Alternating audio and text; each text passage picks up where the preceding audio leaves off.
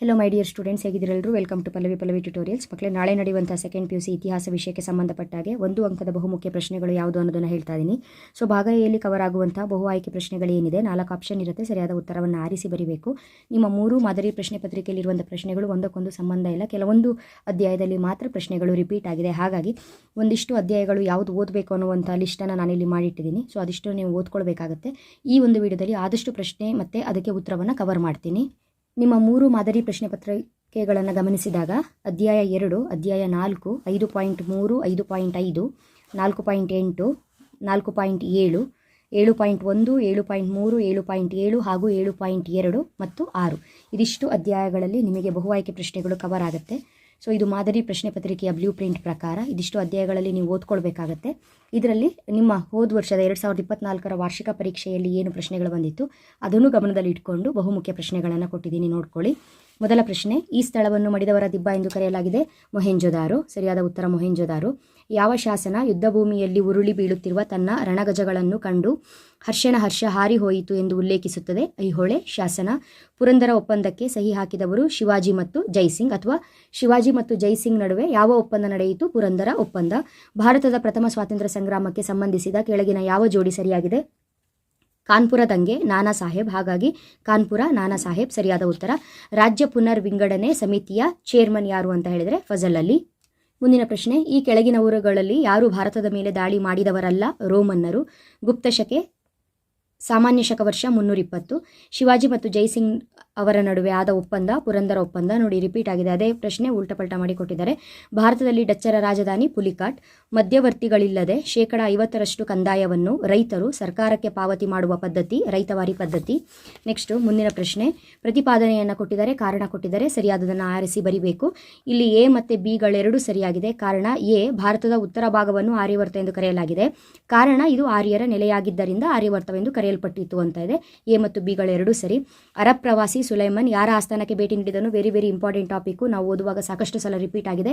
ಅಮೋಘ ವರ್ಷನ ಆಸ್ಥಾನಕ್ಕೆ. ಆನ್ಸರ್ ಅಮೋಘ ವರ್ಷ. ಈ ಕೆಳಗಿನ ಸ್ಮಾರಕಗಳಲ್ಲಿ ಯಾವುದು ದೆಹಲಿಯಲ್ಲಿ ಕಂಡುಬರುವುದಿಲ್ಲ? ಜಾಮಿ ಮಸೀದಿ. ಶಕ್ತಿ ವಿಶಿಷ್ಟಾದ್ವೈತ ಸಿದ್ಧಾಂತವನ್ನು ಪ್ರತಿಪಾದಿಸಿದವರು ಯಾರು? ಬಸವೇಶ್ವರ.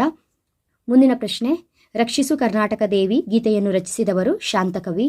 2024ರ ವಾರ್ಷಿಕ ಪರೀಕ್ಷೆಯಲ್ಲಿ ಕೇಳಿರುವಂಥ ಪ್ರಶ್ನೆಗಳು: ನಾಣ್ಯಶಾಸ್ತ್ರ ಎಂದರೆ ನಾಣ್ಯಗಳ ಅಧ್ಯಯನ. ಸಿಂಧೂ ಜನರ ಪ್ರಧಾನ ದೇವತೆ ಮಾತೃದೇವತೆ. ಶಿವಾಜಿ ಕಿರೀಟಧಾರಣೆಯಾದ ವರ್ಷ ಸಾಮಾನ್ಯ ಶಕ ವರ್ಷ 1674. ವೇದಗಳಿಗೆ ಹಿಂದಿರುಗಿ ಎಂಬುದು ಇವರ ಪ್ರಸಿದ್ಧ ಕರೆ. ಸ್ವಾಮಿ ದಯಾನಂದ ಸರಸ್ವತಿ. ಸರಿಯಾದ ಹೇಳಿಕೆಯನ್ನು ಗುರುತಿಸಿ ಅಂತ 4 ಹೇಳಿಕೆಗಳನ್ನು ಕೊಟ್ಟಿದ್ದಾರೆ.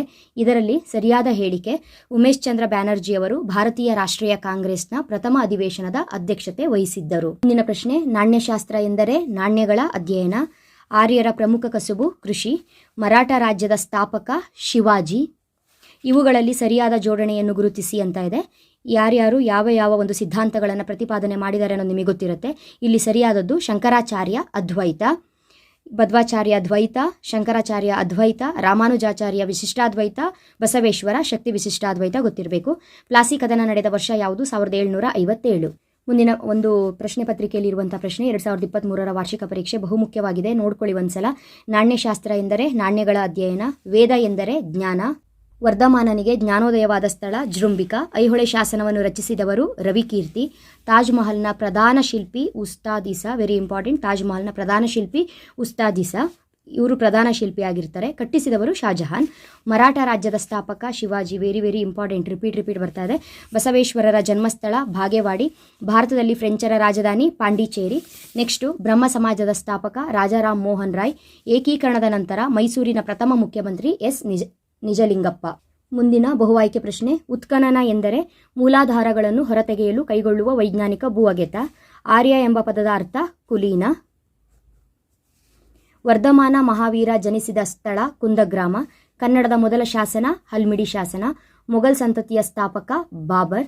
ಚೌತ್ ತೆರಿಗೆ ಎಂದರೆ 4ನೇ ಒಂದು ಬೆಳೆಯ ಭಾಗ. ಮಧ್ವಾಚಾರ್ಯರ ಸಿದ್ಧಾಂತ ದ್ವೈತ. ಮೊದಲ ಕರ್ನಾಟಿಕ್ ಯುದ್ಧವನ್ನು ಅಂತ್ಯಗೊಳಿಸಿದ ಒಪ್ಪಂದ ಎಕ್ಸ್ಲಾ ಚಾಪೆಲ್ ಒಪ್ಪಂದ. ಭಾರತೀಯ ಪುನರುಜ್ಜೀವನದ ಪಿತಾಮಹ ರಾಜಾರಾಮ್ ಮೋಹನ್ ರಾಯ್. ಆಲೂರು ವೆಂಕಟರಾಯರ ಪ್ರಸಿದ್ಧ ಕೃತಿ ಕರ್ನಾಟಕ ಗತವೈಭವ. ಇದರ ಜೊತೆಗೆ ಒಂದಿಷ್ಟು ಪ್ರಶ್ನೆಗಳನ್ನ ಉತ್ತರಗಳನ್ನ ನಾನು ಇಲ್ಲಿ ಕೊಟ್ಟಿರ್ತೀನಿ. ಪ್ರಶ್ನೆ ಉತ್ತರ ಕರೆಕ್ಟಾಗಿ ನೋಡ್ಕೊಳ್ಳಿ, ಕನ್ಫ್ಯೂಸ್ ಮಾಡ್ಕೊಳ್ಬೇಡಿ ಎಕ್ಸಾಮಿಗೆ ಓದುವಾಗ. ಭಾರತದ ಮೊದಲ ಸ್ವಾತಂತ್ರ್ಯ ಸಂಗ್ರಾಮ ನಡೆದ ವರ್ಷ ಕ್ರಿಸ್ತಶಕ 1857. ಬ್ರಿಟಿಷರ ವಿರುದ್ಧ ದಂಗೆ ಎದ್ದ ಲಕ್ನೋದ ರಾಣಿ ಬೇಗಂ ಹಜರತ್ ಮಹಲ್. 1857ರಲ್ಲಿ ಬ್ರಿಟಿಷ್ ಸಾರ್ಜೆಂಟನ್ನು ಕೊಂದ ಭಾರತೀಯ ಸೈನಿಕ. 1857ರಲ್ಲಿ ಬ್ರಿಟಿಷ್ ಸಾರ್ಜೆಂಟ್ನನ್ನು ಕೊಂದ ಭಾರತೀಯ ಸೈನಿಕ ಮಂಗಳ ಪಾಂಡೆ. 1857ರಲ್ಲಿ ಬ್ರಿಟಿಷರ ವಿರುದ್ಧ ಕಾನ್ಪುರದಲ್ಲಿ ದಂಗೆ ಎದ್ದವರು ನಾನಾ ಸಾಹೇಬ. ನೋಡಿ, ಕಾನ್ಪುರ ನಾನಾ ಸಾಹೇಬ ಅನ್ನುವಂಥ ಪ್ರಶ್ನೆ ಬಂದಿತ್ತು ಮಾದರಿ ಪ್ರಶ್ನೆ ಪತ್ರಿಕೆಯಲ್ಲಿ. ಕಾನ್ಪುರದಲ್ಲಿ ದಂಗೆ ಎದ್ದವರು ಯಾರು? ನಾನಾ ಸಾಹೇಬ. ನಾನಾ ಸಾಹೇಬ ದಂಗೆ ಎದ್ದಿದ್ದಲ್ಲಿ ಕಾನ್ಪುರದಲ್ಲಿ. ಯಾವ ಇಸವಿಯಲ್ಲಿ? 1857. ಇಲ್ಲೂ ಕೂಡ 1857. ಬ್ರಿಟಿಷ್ ಸಾರ್ಜೆಂಟ್ನನ್ನು ಕೊಂದವರು ಮಂಗಳ ಪಾಂಡೆ. ಬ್ರಿಟಿಷರ ವಿರುದ್ಧ ದಂಗೆ ಎದ್ದ ಲಕ್ನೋದ ರಾಣಿ ಯಾರು ಅಂತ ಹೇಳಿದ್ರೆ ಬೇಗಂ ಹಜರತ್ ಮಹಲ್. ಭಾರತದ ಮೊದಲ ಸ್ವಾತಂತ್ರ್ಯ ಸಂಗ್ರಾಮ ನಡೆದ ವರ್ಷ ಕ್ರಿಸ್ತಶಕ 1857. ನೆಕ್ಸ್ಟು ಆಲೂರು ವೆಂಕಟರಾಯರ ಪ್ರಸಿದ್ಧ ಕೃತಿ ಕರ್ನಾಟಕ ಗತವೈಭವ. ದೇಶೀಯ ರಾಜ್ಯಗಳನ್ನು ಭಾರತದ ಒಕ್ಕೂಟವನ್ನು ಸೇರುವಂತೆ ಮನವೊಲಿಸಿದವರು ಸರ್ದಾರ್ ವಲ್ಲಭಭಾಯ್ ಪಟೇಲ್. ಏಕೀಕರಣದ ನಂತರ ಮೈಸೂರಿನ ಪ್ರಥಮ ಮುಖ್ಯಮಂತ್ರಿ ಎಸ್ ನಿಜಲಿಂಗಪ್ಪ. ರಿಪೀಟ್ ಆಗಿದೆ. ರಾಜ್ಯ ಪುನರ್ ವಿಂಗಡಣಾ ಚೇರ್ಮನ್ ಯಾರು ಅಂತ ಹೇಳಿದ್ರೆ ಫಜಲ್ ಅಲಿ. ಇದು ನಿಮ್ಮ ಮಾದರಿ ಪ್ರಶ್ನೆ ಪತ್ರಿಕೆಯಲ್ಲೂ ರಿಪೀಟ್ ಆಗಿದೆ. ಈ 4 ಪ್ರಶ್ನೆಗಳನ್ನ ಕರೆಕ್ಟಾಗಿ ನೋಡ್ಕೊಳ್ಳಿ. ಆಲೂರು ವೆಂಕಟರಾಯರ ಕೃತಿ ಯಾವುದು? ಕರ್ನಾಟಕ ಗತವೈಭವ. ದೇಶೀಯ ರಾಜ್ಯಗಳನ್ನು ಭಾರತದ ಒಕ್ಕೂಟವನ್ನು ಸೇರುವಂತೆ ಮನವೊಲಿಸಿದವರು ಯಾರು ಅಂತ ಹೇಳಿದ್ರೆ ಸರ್ದಾರ್ ವಲ್ಲಭಭಾಯ್ ಪಟೇಲ್. ಏಕೀಕರಣದ ನಂತರ ಮೈಸೂರಿನ ಪ್ರಥಮ ಮುಖ್ಯಮಂತ್ರಿ ಯಾರಾಗಿದ್ರು ಅಂತ ಹೇಳಿದ್ರೆ ಎಸ್ ನಿಜಲಿಂಗಪ್ಪ. ರಾಜ್ಯ ಪುನರ್ ವಿಂಗಡಣಾ ಚೇರ್ಮನ್ ಯಾರಾಗಿದ್ರು ಅಂತ ಹೇಳಿದ್ರೆ ಫಜಲ್ ಅಲಿ. ನೆಕ್ಸ್ಟು ವೇದಗಳ ಕಾಲದ ಕುಟುಂಬದ ಯಜಮಾನನನ್ನ ಏನಂತ ಕರೀತಾ ಇದ್ರು? ಕುಲಪತಿ. ಆರ್ಯ ಪದದ ಅರ್ಥ ಕುಲೀನ, ಒಡೆಯ, ಕೃಷಿ ಅವಲಂಬಿತ ವ್ಯಕ್ತಿ, ಎಲ್ಲವೂ ಹೌದು. ಅಷ್ಟನ್ನು ಕೊಟ್ಟರೆ ಎಲ್ಲವೂ ಹೌದು ಅಂತ ಬರೀಬೇಕು. ಇಲ್ಲ ಯಾವ ಪದ ಅನ್ನೋದು ನೋಡ್ಕೊಳ್ಳಿ. ಆರ್ಯ ಪದ ಅಂತ ಹೇಳಿದರೆ ಕುಲೀನ, ಒಡೆಯ, ಕೃಷಿ ಅವಲಂಬಿತ ವ್ಯಕ್ತಿ. ವೇದ ಪದದ ಮೂಲ ಪದ ಸಂಸ್ಕೃತ ಮೂಲದ ವಿದ್ ಎಂಬುದರಿಂದ ಪಡೆಯಲಾಗಿದೆ. ವೇದ ಎಂದರೇನು? ಜ್ಞಾನ. ಪ್ರಥಮ ವೇದ ಋಗ್ವೇದ. ಆರ್ಯರ ಪ್ರಮುಖ ಕಸುಬು ಏನಾಗಿತ್ತು? ಕೃಷಿಯಾಗಿತ್ತು. ಕ್ಷೇತ್ರ ಎಂದರೆ ಏನು? ಉಳುಮೆ ಭೂಮಿ. ಉಳುಮೆ ಭೂಮಿಯನ್ನು ಕ್ಷೇತ್ರ ಎನ್ನುವರು. ಆರ್ಯರು ಯಾವುದನ್ನು ಸಂಪತ್ತಂತ ಕರಿತಾ ಇದ್ರು? ಜಾನುವಾರುಗಳನ್ನು. ಮಗುವನ್ನು ಆರ್ಯರ ಕಾಲದಲ್ಲಿ ಮಗುವನ್ನು ಶಾಲೆಗೆ ಕಳುಹಿಸಲು ಮಾಡುತ್ತಿದ್ದಂಥ ಸಮಾರಂಭ ಯಾವುದು? ಉಪನಯನ. ನೆಕ್ಸ್ಟು ಬಹಮನಿ ಮನೆತನದ ಸ್ಥಾಪಕ ಯಾರು? ಅಲ್ಲಾವುದ್ದೀನ್ ಹಸನ್ ಗಂಗು ಬಹಮನ್ ಶಾ. ಆದಿಲ್ ಶಾಹಿ ಮನೆತನದ ಸ್ಥಾಪಕ ಯಾರು? ಯೂಸಫ್ ಆದಿಲ್ ಶಾ. ಇಬ್ರಾಹಿಂ ರೋಜಾ ನಿರ್ಮಿಸಿದವರು ಯಾರು? 2ನೇ ಇಬ್ರಾಹಿಂ ಆದಿಲ್ ಶಾ. ಬೀದರ್ನಲ್ಲಿರುವ ಮದರಸ ನಿರ್ಮಿಸಿದವರು ಯಾರು? ಮಹಮ್ಮದ್ ಗವಾನ್. ದಕ್ಷಿಣ ಭಾರತದ ಅತ್ಯಂತ ದೊಡ್ಡ ಮಸೀದಿ ಯಾವುದು? ಗುಲ್ಬರ್ಗಾದ ಜಾಮಿ ಮಸೀದಿ. ರಿಪೀಟ್ ಆಗಿದೆ, ಕರೆಕ್ಟಾಗಿ ನೋಡ್ಕೊಳ್ಳಿ. ದಕ್ಷಿಣ ಭಾರತದ ಅತ್ಯಂತ ದೊಡ್ಡ ಮಸೀದಿ ಗುಲ್ಬರ್ಗಾದ ಜಾಮಿ ಮಸೀದಿ. ಜಗದ್ಗುರು ಬಾದ್ಶಾ ಎಂದು ಯಾರನ್ನು ಕರೆಯಲಾಗಿದೆ? 2ನೇ ಇಬ್ರಾಹಿಂ ಆದಿಲ್ ಶಾ. ಕಿತಾಬ್ ಇ ನವರಸ್ 2ನೇ ಇಬ್ರಾಹಿಂ ಆದಿಲ್ ಶಾ. ನೆಕ್ಸ್ಟು ಸಿಖ್ ಧರ್ಮದ ಪವಿತ್ರ ಗ್ರಂಥ ಗುರು ಗ್ರಂಥ ಸಾಹಿಬ್. ಸಿಖ್ ಧರ್ಮದ ಸ್ಥಾಪಕರು ಗುರು ನಾನಕ್. ರಮಾನಂದರು ಜನಿಸಿದ್ದು ಪ್ರಯಾಗದಲ್ಲಿ. ಶಂಕರಾಚಾರ್ಯರ ಜನ್ಮಸ್ಥಳ ಕೇರಳದ ಕಾಲಡಿ. ಶಂಕರಾಚಾರ್ಯರ ಸಿದ್ಧಾಂತ ಅದ್ವೈತ ಸಿದ್ಧಾಂತ. ರಾಮಾನುಜಾಚಾರ್ಯರ ಸಿದ್ಧಾಂತ ವಿಶಿಷ್ಟಾದ್ವೈತ ಸಿದ್ಧಾಂತ. ರಾಮಾನುಜಾಚಾರ್ಯರಿಗೆ ರಾಜಾಶ್ರಯ ನೀಡಿದ ಹೊಯ್ಸಳ ಅರಸ ವಿಷ್ಣುವರ್ಧನ. ನೆಕ್ಸ್ಟು ಮಧ್ವಾಚಾರ್ಯರ ಜನ್ಮಸ್ಥಳ ಉಡುಪಿ ಬಳಿಯ ಪಾಜಕ. ಮಧ್ವಾಚಾರ್ಯರ ಮೂಲ ಹೆಸರು ವಾಸುದೇವ. ಮಧ್ವಾಚಾರ್ಯರ ಸಿದ್ಧಾಂತ ದ್ವೈತ ಸಿದ್ಧಾಂತ. ಬಸವೇಶ್ವರರ ಜನ್ಮಸ್ಥಳ ಬಾಗೇವಾಡಿ. ಬಸವೇಶ್ವರರಿಗೆ ರಾಜಾಶ್ರಯ ನೀಡಿದ ಕಲಚೂರಿ ಅರಸ ಬಿಜ್ಜಳ. ಅನುಭವ ಮಂಟಪದಲ್ಲಿ ನಡೆದ ಧರ್ಮಗೋಷ್ಠಿಯ ಅಧ್ಯಕ್ಷತೆಯನ್ನು ವಹಿಸಿದವರು ಅಲ್ಲಮ ಪ್ರಭು.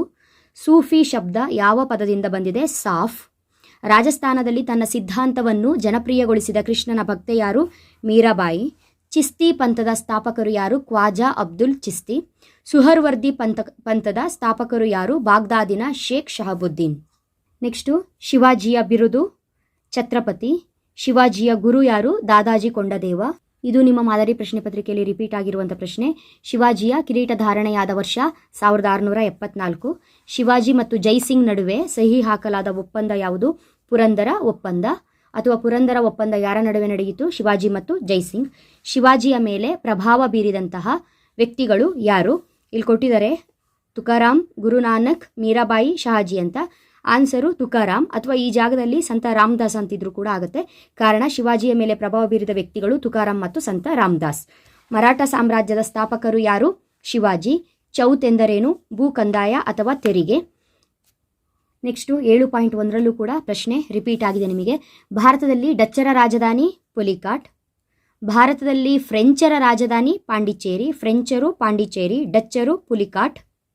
ನೆಕ್ಸ್ಟು 2ನೇ ಆಂಗ್ಲೋ ಮೈಸೂರು ಯುದ್ಧವನ್ನು ಅಂತ್ಯಗೊಳಿಸಿದ ಒಪ್ಪಂದ ಮಂಗಳೂರು ಒಪ್ಪಂದ. ಭಾರತದಲ್ಲಿ ಬ್ರಿಟಿಷರ ಮೊದಲ ರಾಜಧಾನಿ ಕಲ್ಕತ್ತಾ. ಮೊದಲನೇ ಆಂಗ್ಲೋ ಮೈಸೂರು ಯುದ್ಧವನ್ನು ಅಂತ್ಯಗೊಳಿಸಿದ ಒಪ್ಪಂದ ಮದ್ರಾಸ್ ಒಪ್ಪಂದ. ಮೂರನೇ ಆಂಗ್ಲೋ ಮೈಸೂರು ಯುದ್ಧವನ್ನು ಅಂತ್ಯಗೊಳಿಸಿದ ಒಪ್ಪಂದ ಶ್ರೀರಂಗಪಟ್ಟಣ ಒಪ್ಪಂದ. ಸಹಾಯಕ ಸೈನ್ಯ ಪದ್ಧತಿ ಲಾರ್ಡ್ ವೆಲ್ಲೆಸ್ಲಿ. ಮೈಸೂರಿನ ಹುಲಿ ಟಿಪ್ಪು ಸುಲ್ತಾನ್. ದತ್ತುಪುತ್ರರಿಗೆ ಹಕ್ಕಿಲ್ಲ ಎಂಬ ನೀತಿಯನ್ನು ಜಾರಿಗೊಳಿಸಿದವರು ಲಾರ್ಡ್ ಡಾಲ್ಹೌಸಿ. ಭಾರತದಲ್ಲಿ ಪೋರ್ಚುಗೀಸರ ಮೊದಲ ಗವರ್ನರ್ ಫ್ರಾನ್ಸಿಸ್ಕೋ ಡಿ ಅಲ್ಮೇಡಾ. ಸಹಾಯಕ ಸೈನ್ಯ ಪದ್ಧತಿಯನ್ನು ಮೊದಲು ಒಪ್ಪಿದ ಭಾರತೀಯ ಅರಸ ಹೈದರಾಬಾದಿನ ನಿಜಾಮ. Very important. ನೆಕ್ಸ್ಟು ಬ್ರಹ್ಮ ಸಮಾಜದ ಸ್ಥಾಪಕರು ರಾಜಾರಾಮ್ ಮೋಹನ್ ರಾಯ್. ಭಾರತೀಯ ಪುನರುಜ್ಜೀವನದ ಪಿತಾಮಹ ರಾಜಾರಾಮ್ ಮೋಹನ್ ರಾಯ್. ಆರ್ಯ ಸಮಾಜದ ಸ್ಥಾಪಕರು ಸ್ವಾಮಿ ದಯಾನಂದ ಸರಸ್ವತಿ. ಅಲಿಗರ್ ಚಳುವಳಿಯನ್ನು ಪ್ರಾರಂಭಿಸಿದವರು ಸರ್ ಸೈಯದ್ ಅಹಮದ್ ಖಾನ್. ಮುಂದಿರೋದು ಹೇಳಿದ್ದೀನಿ ಆಲ್ರೆಡಿ. ನೆಕ್ಸ್ಟು ಶಾಶ್ವತ ಕಂದಾಯ ಪದ್ಧತಿಯನ್ನು ಜಾರಿಗೊಳಿಸಿದವರು ಯಾರು? Lord Cornwallis. ಸೋರಿಕೆ ಸಿದ್ಧಾಂತವನ್ನು ಪ್ರತಿಪಾದಿಸಿದವರು ಯಾರು? ದಾದಾಬಾಯಿ ನವರೋಜಿ. ದಾದಾಬಾಯಿ ನವರೋಜಿಯವರು ಬರೆದ ಕೃತಿ ಯಾವುದು? Poverty and British rule in India. Wood ವರದಿ ರಚನೆಯಾದದ್ದು ಯಾವಾಗ, ಯಾವ ವರ್ಷದಲ್ಲಿ? ಸಾಮಾನ್ಯ ಶಕ ವರ್ಷ 1854ರಲ್ಲಿ. ಭಾರತದಲ್ಲಿ ಇಂಗ್ಲಿಷ್ ಶಿಕ್ಷಣದ ಮಹಾಸನ್ನದ್ದು ಎಂದು ಯಾವುದನ್ನು ಕರೆಯಲಾಗಿದೆ? 1854ರ ವುಡ್ನ ವರದಿ. ರೈತವಾರಿ ಪದ್ಧತಿಯನ್ನು ಯಾವ ಯಾವ ಪ್ರಾಂತ್ಯಗಳಲ್ಲಿ ಜಾರಿಗೆ ತರಲಾಯಿತು? ಬಾಂಬೆ ಮತ್ತು ಮದ್ರಾಸ್ ಪ್ರಾಂತ್ಯಗಳಲ್ಲಿ. ಶಾಶ್ವತ ಕಂದಾಯ ಪದ್ಧತಿ ಅಥವಾ ಜಮೀನ್ದಾರಿ ಪದ್ಧತಿಯನ್ನು ಬ್ರಿಟಿಷರು ಯಾವಾಗ ಜಾರಿಗೆ ತಂದರು? 1793ರಲ್ಲಿ. ಮುಂದಿನ ಪ್ರಶ್ನೆ, ಉತ್ತರ ಭಾರತದಲ್ಲಿ ಮಾನವನು ಬಳಸಿದ ಕಲ್ಲಿನ ಪ್ರಕಾರ ಅಥವಾ ಲೋಹ ತಾಮ್ರ. ದಕ್ಷಿಣ ಭಾರತದಲ್ಲಿ ಮಾನವನು ಉಪಯೋಗಿಸಿದ ಮೊದಲ ಲೋಹ ಕಬ್ಬಿಣ. ನೆನ್ಪಿಟ್ಕೋಬೇಕು. ಉತ್ತರ ಭಾರತ ತಾಮ್ರ, ದಕ್ಷಿಣ ಭಾರತ ಕಬ್ಬಿಣ. ನೆಕ್ಸ್ಟು, ಹಳೆಯ ಶಿಲಾಯುಗದ ಮಾನವರು ಬಳಸುತ್ತಿದ್ದ ಕಲ್ಲಿನ ಪ್ರಕಾರ ಯಾವುದು ಅಂದರೆ ಕ್ವಾರ್ಟಜೈಟ್. ಗೊತ್ತಿರಬೇಕು. ಕೊನೆಯದಾಗಿ ಅಧ್ಯಾಯ 4.8ರಲ್ಲಿ ಕೇಳುವಂಥ 1 ಅಂಕದ ಪ್ರಶ್ನೆ. ರಾಷ್ಟ್ರಕೂಟರ ರಾಜಲಾಂಛನ ಯಾವುದು? ಗರುಡ. ರಾಷ್ಟ್ರಕೂಟರ ರಾಜಧಾನಿ ಯಾವುದು? ಮಾನ್ಯಕೇಟ. ರಾಷ್ಟ್ರಕೂಟರ ಪ್ರಸಿದ್ಧ ದೊರೆ ಯಾರು? 1ನೇ ಅಮೋಘ ವರ್ಷ. ರಾಷ್ಟ್ರಕೂಟರ ಮೊದಲ ದೊರೆ ಯಾರು? ದಂತಿದುರ್ಗ. ಅಮೋಘ ವರ್ಷ ಅಲ್ಲಿ ರಾಷ್ಟ್ರಕೂಟರ ಪ್ರಸಿದ್ಧ ದೊರೆ 1ನೇ ಅಮೋಘ ವರ್ಷ. ರಾಷ್ಟ್ರಕೂಟರ ಮೊದಲ ದೊರೆ ದಂತಿದುರ್ಗ. ಅಮೋಘ ವರ್ಷನ ಆಸ್ಥಾನಕ್ಕೆ ಭೇಟಿ ನೀಡಿದ ವಿದೇಶಿ ಪ್ರವಾಸಿ ಯಾರು? ಸುಲೇಮಾನ್. ಕನ್ನಡದ ಮೊದಲ ಸಾಹಿತ್ಯ ಕೃತಿ ಯಾವುದು? ಶ್ರೀ ವಿಜಯನ ಕವಿರಾಜಮಾರ್ಗ. ಉಭಯ ಕವಿ ಚಕ್ರವರ್ತಿ ಎಂದು ಯಾರನ್ನು ಕರೆಯಲಾಗಿತ್ತು? ಪೊನ್ನ. ಪೊನ್ನನಿಗೆ ಆಶ್ರಯ ನೀಡಿದವರು ಯಾರು? 3ನೇ ಕೃಷ್ಣ. ಕನ್ನಡದ ಆದಿಕವಿ ಎಂದು ಯಾರನ್ನು ಕರೆಯುತ್ತಾರೆ? ಪಂಪ. ಪಂಪನಿಗೆ ಆಶ್ರಯ ನೀಡಿದವರು ಯಾರು? ರಾಷ್ಟ್ರಕೂಟರ ಸಾಮಂತನಾದ ಅರಿಕೇಸರಿ. ರಾಷ್ಟ್ರಕೂಟರು ಭಾರತದಲ್ಲಿ ಎಷ್ಟು ವರ್ಷಗಳ ಕಾಲ ಆಳ್ವಿಕೆ ನಡೆಸಿದರು? ಸಾಮಾನ್ಯ ಶಕ ವರ್ಷ 753ರಿಂದ 978ರವರೆಗೆ. ರಾಷ್ಟ್ರಕೂಟರು ಯಾವ ಪ್ರದೇಶಕ್ಕೆ ಸೇರಿದವರು? ಮಹಾರಾಷ್ಟ್ರದ ಲಾತೂರು ಅಂತ ಇವಾಗ ಕರಿತೀವಿ. 2ನೇ ಗೋವಿಂದನನ್ನು ಪದಚ್ಯುತಿಗೊಳಿಸಿ ಅಧಿಕಾರಕ್ಕೆ ಬಂದ ಅರಸನಾರು? ಧ್ರುವ. ಯಾವ ದೊರೆ ತನ್ನ ಮಗಳಾದ ಶೀಲಭಟ್ಟಾರಿಕೆಯನ್ನು ಧ್ರುವನಿಗೆ ಕೊಟ್ಟು ವಿವಾಹ ಮಾಡಿದನು? ವೆಂಗಿ ಅರಸ 4ನೇ ವಿಷ್ಣುವರ್ಧನ. ಅಮೋಘ ವರ್ಷನನ್ನು ರಾಜರಾಮುಡು ಕದನದಲ್ಲಿ ಸೋಲಿಸಿದ ಗಂಗರ ದೊರೆ ಯಾರು? ನೀತಿಮಾರ್ಗ ಎರೆಗಂಗ. ನಾನಿಲ್ಲಿ ಮೊದಲಿಗೆ ಯಾವ ಯಾವ ಅಧ್ಯಾಯಗಳಲ್ಲಿ 1 ಅಂಕದ ಪ್ರಶ್ನೆಗಳನ್ನ ಕವರ್ ಮಾಡಬೇಕು ಅಂತ ಹೇಳಿದ್ದೆ. ಆ ಅಧ್ಯಾಯದಲ್ಲಿರುವಂಥ ಎಲ್ಲ ಪ್ರಶ್ನೆಗಳನ್ನ ಕವರ್ ಮಾಡಿದ್ದೀನಿ. ಸೊ ಕರೆಕ್ಟಾಗಿ ನೋಡ್ಕೊಂಡು ಹೋದರೆ ನಿಮಗೆ ಹೆಲ್ಪ್ಫುಲ್ ಆಗಿರುತ್ತೆ 1 ಅಂಕದ ಪ್ರಶ್ನೆಗೆ. ಇವಾಗ ಹೇಳಿರುವಂತಹ ಒಂದಿಷ್ಟು ಪ್ರಶ್ನೆಗೆ ಉತ್ತರಗಳಲ್ಲಿ ಬಿಟ್ಟ ಸ್ಥಳ ಹಾಗೂ ಹೊಂದಿಸಿ ಬರೆಯೋದು ಕೂಡ ಕವರ್ ಆಗುತ್ತೆ. ಹಾಗಾಗಿ ಕರೆಕ್ಟಾಗಿ ನೋಡ್ಕೊಂಡು ಹೋಗಿ ಮಕ್ಕಳೇ. ಮುಂದಿನ ವಿಡಿಯೋದಲ್ಲಿ ಮತ್ತೆ ಸಿಗ್ತೀನಿ. ಅಲ್ಲಿವರೆಗೂ ಚೆನ್ನಾಗಿ ಓದ್ಕೊಳ್ಳಿ. ಮುಂದಿನ ವಿಡಿಯೋದಲ್ಲಿ ಬಿಟ್ಟ ಸ್ಥಳ ಪ್ರಶ್ನೆಗಳು ಇಂಪಾರ್ಟೆಂಟ್ ಯಾವುದು ಅನ್ನೋದನ್ನು ಹೇಳ್ತೀನಿ. ಅಲ್ಲಿವರೆಗೂ ಚೆನ್ನಾಗಿ ಪ್ರಿಪೇರ್ ಆಗ್ತಾ ಇರಿ. Thank you. All the best.